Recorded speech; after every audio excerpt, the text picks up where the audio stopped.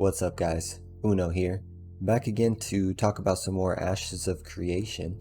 I stumbled across a few comments from people who are interested in learning more about the mayoral mechanics of Ashes of Creation, and more specifically, their current state in the game at this stage in development. I've actually been able to reach mayor status in the alpha preview, even as recently as the test from the past Thursday. Anyone who saw the development stream update knows that we also did the siege test that day, very recently. So I thought I could, maybe come on and share some of my experiences and opinions of how they play out, and let everybody know the mechanics that currently exist and how they feel in the game. It's super minimal, being that the nodes only developed to stage 3 currently, and all the nodes are set to scientific nodes. But there's still some bits there to it. First, to break down how I became mayor, maybe in the Thursday test.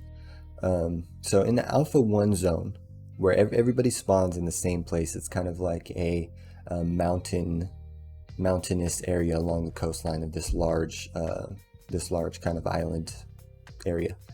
And the first area that everybody spawns is connected to a node that's kind of, a couple kilometers to the east, called the Windstead Node. Windstead is always the node that levels the fastest, because everybody who does their starting quests in the first village contributes to the Windstead Node, so it's leveling fast.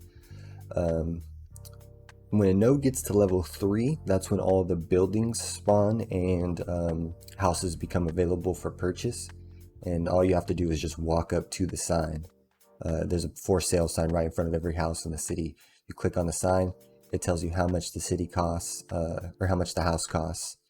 And actually some of the houses, so there's 8 houses in each village, and 4 of those houses end up being free every time in the alpha preview. I don't know if it's obviously not going to be intended for the later in development, or especially not release, but currently you can actually claim 4 of the houses for free.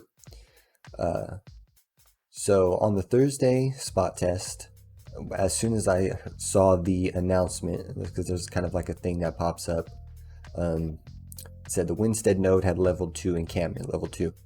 So I alerted all of my guildmates that were playing with me at the time, and we instantly moved towards Windstead.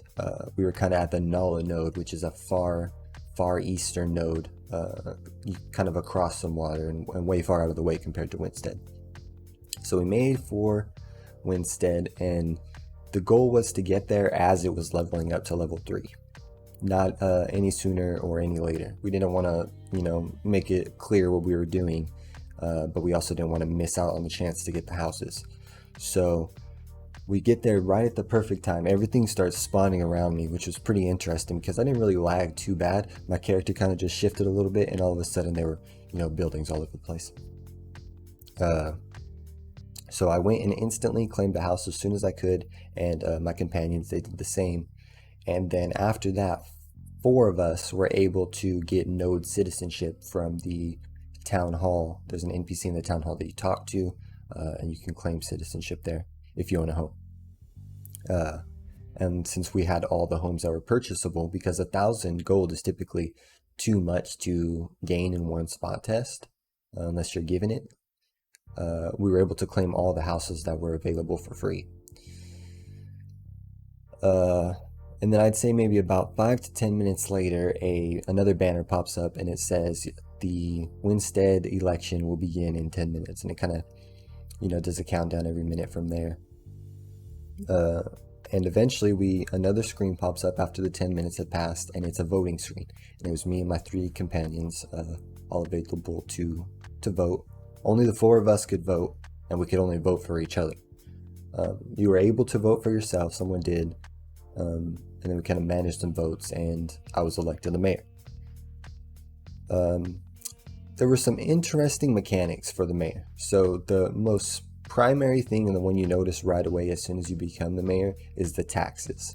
All you do to edit the taxes is walk up to a podium in the town hall. It's kind of just like a desk with some ledgers and stuff on it. and you're able to freely adjust the taxes from there at will. You could change it as fast as you can click it, so you can set it to 100% and then turn it down to 10%, go buy some stuff for yourself, put it down to 0% so your friends can buy some stuff, put it up to 100%, charge everybody else, etc. So at 100%, houses that were 1,000 would now be 2,000. The legendary mounts that are typically 550, they became 1,100, so on and so forth. It was very interesting, actually. I can see how the taxing mechanic could come into a lot of political play, and it was fully functional. It worked. Everything worked about it. The other mechanic was the building of buildings, the erecting of places in the city, or in the village, I should say. I'm not entirely sure how they plan to play it out with the ratio of player-built establishments versus pre-generated ones, because at the current stage, all the buildings generate, all the houses generate. There are only, I believe, 5 plots in the center of town for a stall, a merchant shop. It's kind of like you can make a square there. Or there is a larger plot kind of towards the edge of town where you can make a large blacksmith hall. That's kind of for crafting and stuff that becomes the armory. So to erect the shops, you walk up to the plot of land, similar to if you were going to buy a house, but it's kind of just an empty square. And the mayor can interact with it, and you're given a list of things that you can build. There was like a fishmonger, there was an herbalist, there was all kinds of various vendors. And